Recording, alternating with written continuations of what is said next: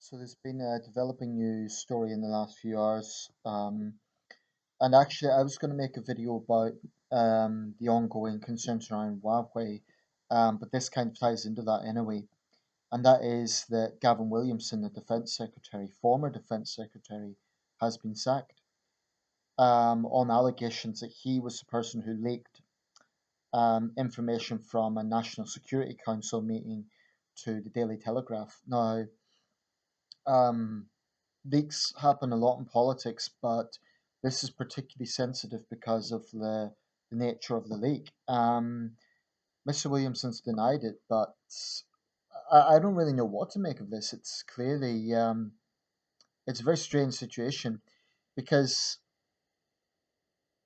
Gavin Williamson, in his relatively brief time as defense secretary, was known for being quite outspoken about both China and Russia, and I defended him at the time. I thought that it was good that a cabinet minister was doing that. He was showing more assertiveness, frankly, than either the prime minister, chancellor, or foreign secretary. Now, there were quite a few cabinet members who were critical of May's decision to go ahead with Huawei um, buying the 5G contract.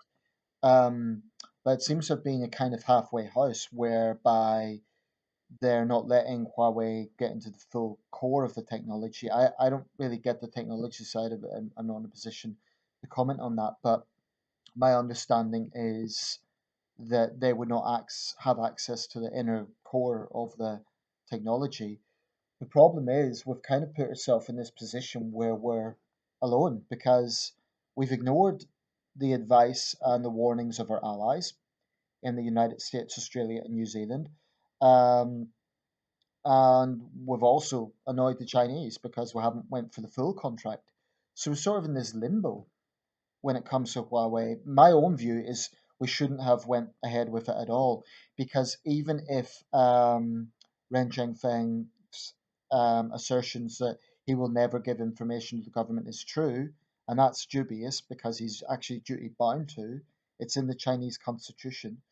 Um, Even if what he's saying is true, apparently the technology is pretty sloppy anyway.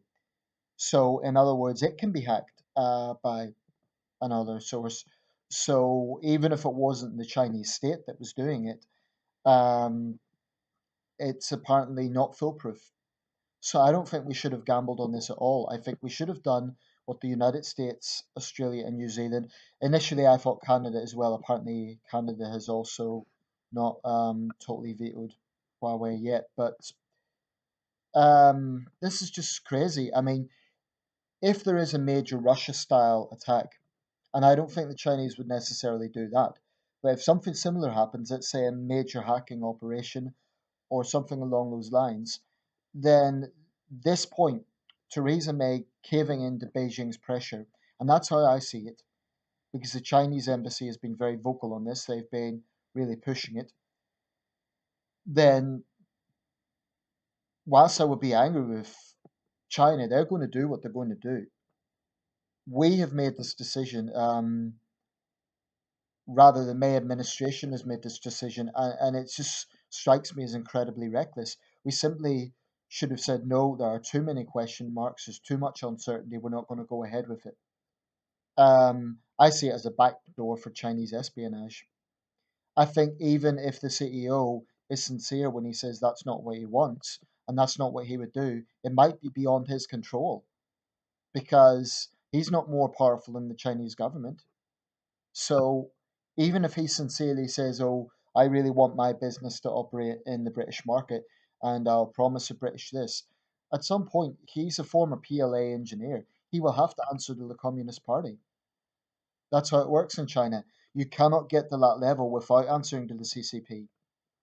So I just don't think it can be trusted. I think that there is enough of a record now to really cast doubt in the so-called golden era of British-Sino relations. It was a promotional thing. It's sorry, excuse me, I just bit my tongue. It's okay. It was a promotional thing. I remember seeing it at the Chinese consulate in Edinburgh, Like this is a golden era, and you see the ads and all as well that have promoted this. I don't want bad relations with China, but I just don't think the Chinese regime can be trusted.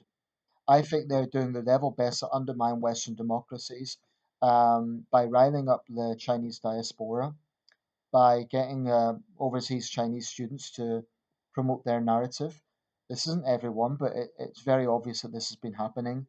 Um, by using this kind of double game of playing the victim when it suits them. For example, when the arrogant reporters get up and think they can assault people in the UK, and then say, "Oh, you British believe in freedom of speech, so let us be as obnoxious as we want." Summed up, I think it is high time we stand up to the Chinese regime and say, "No, you can't always make these demands. You can't always play the victim either." And talk about hurt feelings or give these patronizing lectures to the British. We need to stand up. We're also a great nation, and basically, I'm tired of getting the impression that Beijing's pushing us around. I think both Cameron and May have allowed themselves to be pushed around. Um, I think it's very obvious. As for this leak, it's be be interesting to see what develops. Penny Mordaunt, incidentally, has become the first woman defense secretary. She is a naval reservist, so she's not totally without experience. Rory Stewart has now moved into her position as international development secretary. I'm not sure who will take the role of women and equalities, which, in my view, is a post that should be abolished anyway. But that's beside the point. Um, this could be a very serious matter. I know Tom Watson and Labour have called for a full-scale criminal investigation. Gavin Williamson's denied culpability. It's very clear the Prime Minister was furious about this. You know, you could read that between the lines in her letter.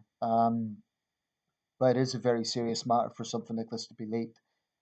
So I don't know. I just think right now we're very vulnerable. I think because of Brexit uncertainty, and I think in the desperation to get post Brexit trade deals, I think the government is putting security to the side. I mean, May has ignored GCHQ, half her colleagues, and their allies. It just seems reckless in the extreme.